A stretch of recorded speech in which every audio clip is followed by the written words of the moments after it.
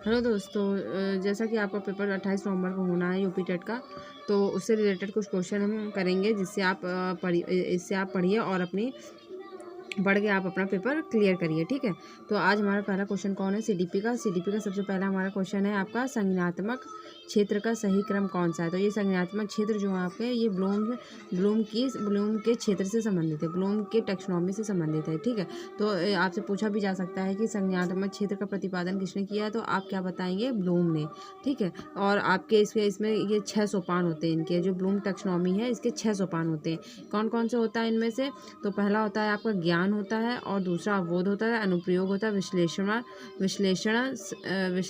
संश्लेषण और मूल्यांकन। ठीक है, तो आप ऐसे भी याद रख सकते हैं, आप 2 याद कर लीजिए, लास्ट वाला मूल्यांकन और जो फर्स्ट में आता है ज्ञान आता है। ठीक है, तो आप ज्ञान का क्या करेंगे? बोध करेंगे, फिर बोध करके आप उसका अनुप्रयोग करेंगे, फिर उसका विश्लेषण करेंगे, संश्लेषण, फिर मूल्यांकन करेंगे।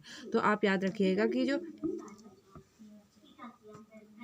फर्स्ट है संज्ञानात्मक क्षेत्र का सही क्रम क्या हो जाएगा आपका? ऑप्शन नंबर डी आंसर हमारा। दोस्तों क्वेश्चन नंबर 2 है हमारा, निम्न में से कौन सा अच्छे शिक्षण की विशेषता नहीं है? यहाँ पे आप नहीं और नहीं में ज़्यादा ध्यान दीजिएगा, क्योंकि आजकल के जो क्वेश्चन का पैटर्न आ रहा है वो नहीं में ज़्यादा पूछा जा रहा है। ठीक है, बच्चे क्या करते हैं, आज जल्दी जल्दी में देखते नहीं और उसको लगा देते हैं। ठीक है, हाँ, तो अब यहाँ पे क्या हो जाएगा, एक अच्छे शिक्षण में क्या होना चाहिए? एक अच्छे शिक्षण में जो होना चाहिए उसको जनतांत्रिक का मतलब सभी बच्चों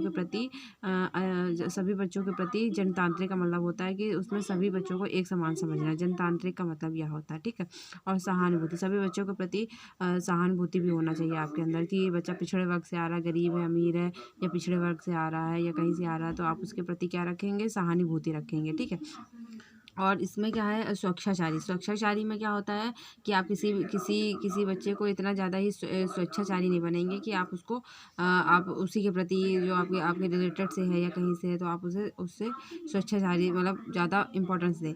वांछनीय सूचनाएं देने वाला, तो अब यहाँ से क्या हो जाएगा? वांछनीय सूचनाएं देने वाला, तो आपका ऑप्शन क्या हो जाएगा?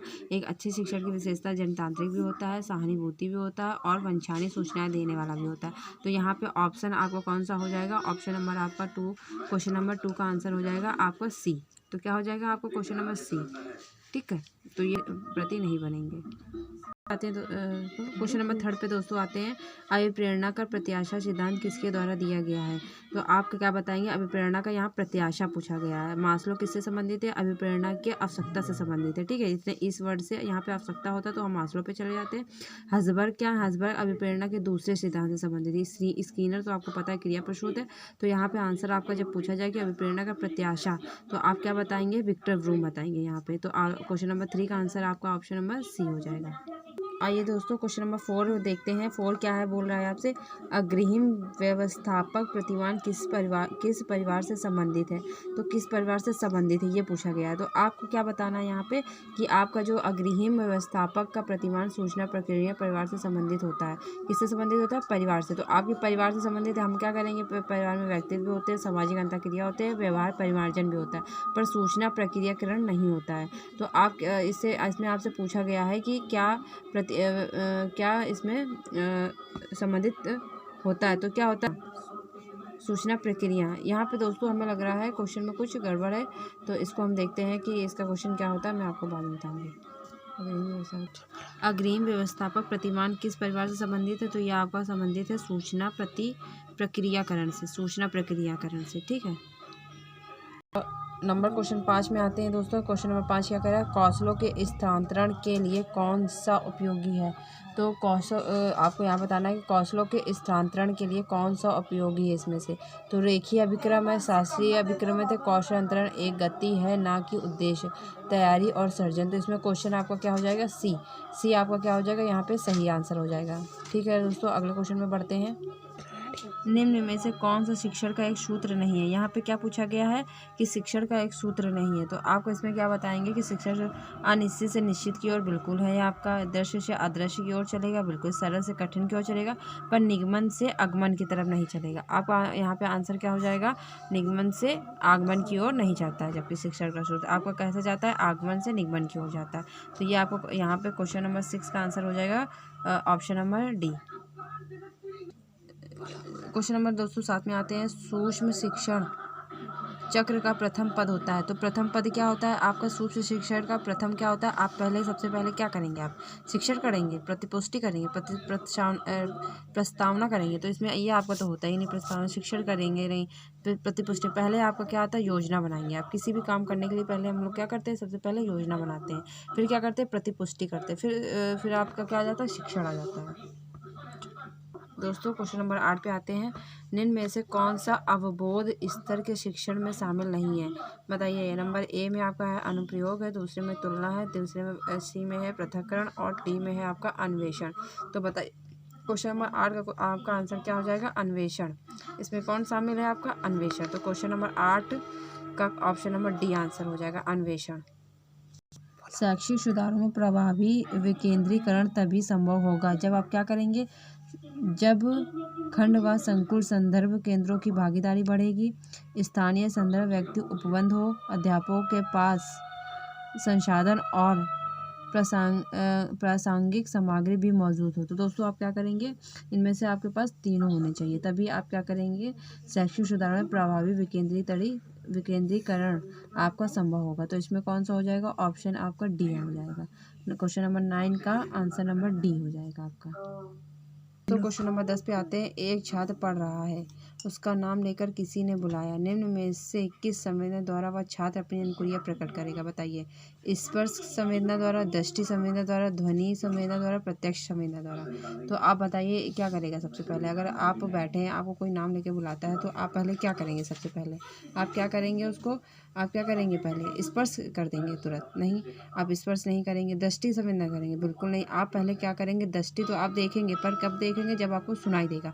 तो आपका ऑप्शन नंबर यहाँ पे आंसर कौन हो जाएगा? क्वेश्चन नंबर 10 का क्या हो जाएगा? आपका बी, क्योंकि आप पहले सबसे पहले उसकी क्या सुनेंगे? ध्वनि आपके कानों में आएगी, फिर आप उसको क्या करेंगे?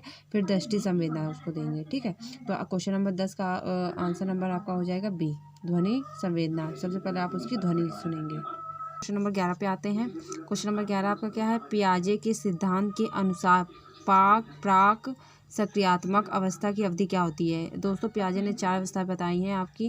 क्या बताई है? कि सक्रियात्मक अवस्था, प्राक सक्रियात्मक अवस्था, मूर्त अवस्था और अमूर्त अवस्था। तो आपकी इसमें दूसरी स्टेज कौन सी होती है?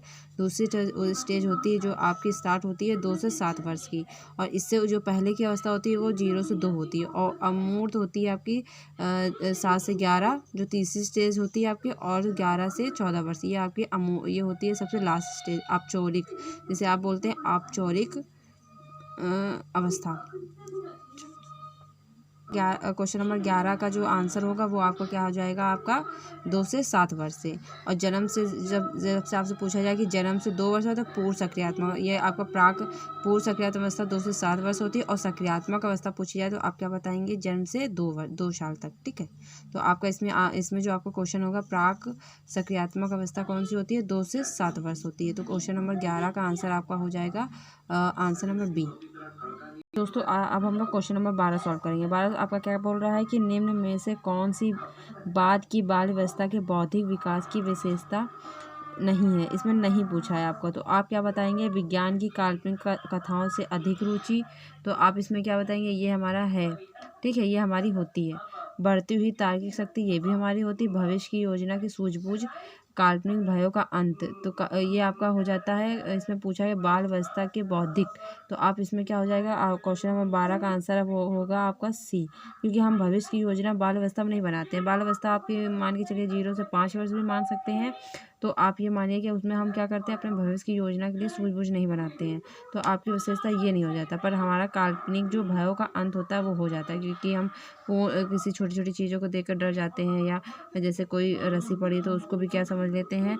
जैसे हमने सांप देख लिया तो उसको भी हम रस्सी को क्या समझ लेते हैं? सांप समझ लेते हैं। तो वो क्या हो जाएगा? वो हमारा भय का अंत, जो हमारी जो बाल अवस्था के बौद्धिक विकास की जब हमारी होता है तो वो हमारा ख़त्म हो जाता है। तो इसमें आपको क्या आपका आंसर हो जाएगा? कि इसमें आंसर क्वेश्चन नंबर 12 का आंसर आपका हो जाएगा क्वेश्चन आंसर नंबर सी हो जाएगा क्वेश्चन नंबर 12 का। ठीक है, क्वेश्चन नंबर 13 में आते हैं, इनमें से कौन मनोवैज्ञानिक भाषा विकास से संबंध नहीं है। तो भाषा विकास आप याद कर लिए, ये आप रट लीजिए, ये आप हो जाएगा चौमस्की। चौमस्की आपके किससे संबंधी है, भाषा विकास से। मास्लो किससे संबंधित है, मास्लो अभिप्रेरणा की आवश्यकता के सिद्धांत से संबंधित है। पावलाव किससे संबंधित है, ये पावलाव और बीने बुद्धि से संबंधित है। पावलाव एक कुत्ते पे इन्होंने क्या किया था, प्रयोग किया था। तो पावलाव का जो नियम है वो मैं आपको उसकी पूरी डिटेल में थोड़ी पढ़ाऊंगी, तो इसलिए आपको बस इतना याद कर लीजिए। भाषा विकास का सिद्धांत किससे संबंधित है, चौमस्की। तो क्वेश्चन नंबर आपके 13 का आंसर हो जाएगा बी। चलिए दोस्तों क्वेश्चन नंबर 14 में आते हैं। 14 आपका क्या बताया, थॉर्नडाइक ने अपने सिद्धांत को किस शीर्षक से सिद्ध किया है। तो इनके आप जानते हैं थॉर्नडाइक ने 3 सिद्धांत दिए थे। इन्होंने क्या दिया था, अधिगम, प्रयास एवं त्रुटि का सिद्धांत दिया था, प्रभाव का नियम दिया था, और आपका एक और है जिसमें से आपका इसमें कौन सा हो जाएगा, अधिगम के प्रयास एवं भूल का सिद्धांत दिया है। संकेत अधिगम का सिद्धांत है। नंबर सी आपका बता रहा है संज्ञानात्मक अधिगम का, स्थान अधिगम का। तो इसमें आपका कौन सा थॉर्नडाइक किससे संबंधित है, आपके क्वेश्चन नंबर 4 का आंसर हो जाएगा ऑप्शन नंबर ए। तो जो आपके थॉर्नडाइक हैं वो किससे संबंधित है, अधिगम के प्रयास एवं भूल के सिद्धांत से। तो ऑप्शन नंबर ए आपका यहाँ करेक्ट आंसर हो जाएगा। चलिए दोस्तों क्वेश्चन नंबर 15 में आते हैं, ग्रह अवस्था के किस आयु वर्ग एवं विलंब विकास से संबंधित है। तो ग्रह अवस्था किस आयु वर्ग एवं विलंब विकास से संबंधित है। तो आप ग्रहों की अवस्था जानते हैं कि दोस्त आपको बताना है कि जिसकी जो बच्चा होता है वो सबसे ज़्यादा ग्रहों में कब रहता है। तो आपका बच्चा कब रहता है ग्रहों में, या आप बताएंगे कि आपका बच्चा कब रहता है, 8 से 10 वर्ष की उम्र में। 8 की 10 वर्ष की उम्र में बच्चे को ग्रुप एज बोलते हैं, ठीक है। तो क्वेश्चन नंबर 15 का आंसर हो जाएगा ऑप्शन नंबर बी। अब चलिए दोस्तों क्वेश्चन नंबर 16 में आते हैं।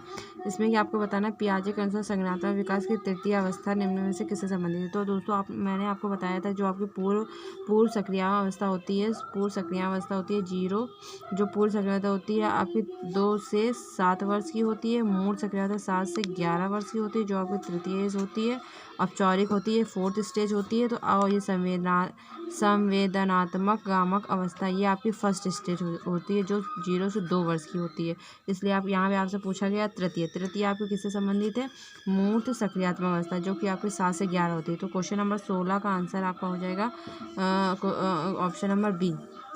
क्वेश्चन नंबर 17 पे आते हैं। 17 आपको क्या कह रहा है, निम्न में से अधिगम में योगदान देने वाले मनोवैज्ञानिक कारकों में कौन सा शामिल नहीं है। तो अधिगम सीखने के योगदान देने वाले मनोवैज्ञानिक में कौन शामिल नहीं है। तो आप क्या बताएंगे, प्रेरणा भी हमारा शामिल है, अधिगम की इच्छा भी शामिल होती है, रुचि भी शामिल होती है। जब तक बच्चे की प्रेरणा नहीं होगी, अधिगम के लिए सीखने की इच्छा नहीं होगी, उसके लिए रुचि पैदा नहीं होगी, तब तक हम बच्चे को क्या नहीं सिखा सकते, अधिगम के योगदान अधिगम सीखने के योग्य नहीं बना सकते। तो इसलिए यहाँ पे ऑप्शन आपका विषय वस्तु का स्वरूप यहाँ पे इम्पॉर्टेंट नहीं है दोस्तों, कि आपका बच्चों कि आप इसमें अधिगम को योगदान देने वाले कारकों में आप रखेंगे। तो आपका यहाँ पे क्वेश्चन नंबर 17 का आंसर नंबर आपका डी हो जाएगा। क्वेश्चन नंबर 18 पे आते हैं। 18 हमारा क्या कह रहा है, निम्न में से सामाजिक मूल्य कौन सा है। तो बताइए दोस्तों सामाजिक मूल्य कौन सा है। तो सामाजिक मूल्य आप पढ़िए जब तक। तो क्या होता है, प्राथमिक लक्ष्य, मूल प्रवृत्ति, सहायता परक व्यवहार और आक्रामकता की आवश्यकता। तो इसमें आपका ऑप्शन नंबर कौन सा हो जाएगा, ऑप्शन नंबर आपका हो जाएगा सी। क्वेश्चन नंबर 18 का आंसर आपका हो जाएगा सी। क्वेश्चन नंबर 19 में आते हैं। 25 अन्वेषण तथा साधन साक्ष्य विश्लेषण निम्न में से किसके उदाहरण हैं। इसमें आपको बताना कि जो पक्ष अन्वेषण तथा साधन साक्ष्य विश्लेषण इनमें से किससे उदाहरण है। तो इसमें बताना है आपको, ये एल्गोरिदम है, मानसिक वृत्ति है, स्वतः शोध है, प्रक्रियात्मक स्थिरता है। तो क्या बताएंगे आप यहाँ पे क्वेश्चन नंबर इसका आंसर 19 का आंसर आपको बताइए जल्दी से, क्या हो जाएगा ऑप्शन नंबर सी, स्वतः शोध करना। तो क्वेश्चन नंबर 19 का आंसर आपका हो जाएगा सी। 20 पे आते हैं। सीखने के वक्र अभ्यास द्वारा सीखने की मात्रा, गति और प्रगति की सीमा ग्राफ प्रदर्शित करती है। यह कथन किसका है।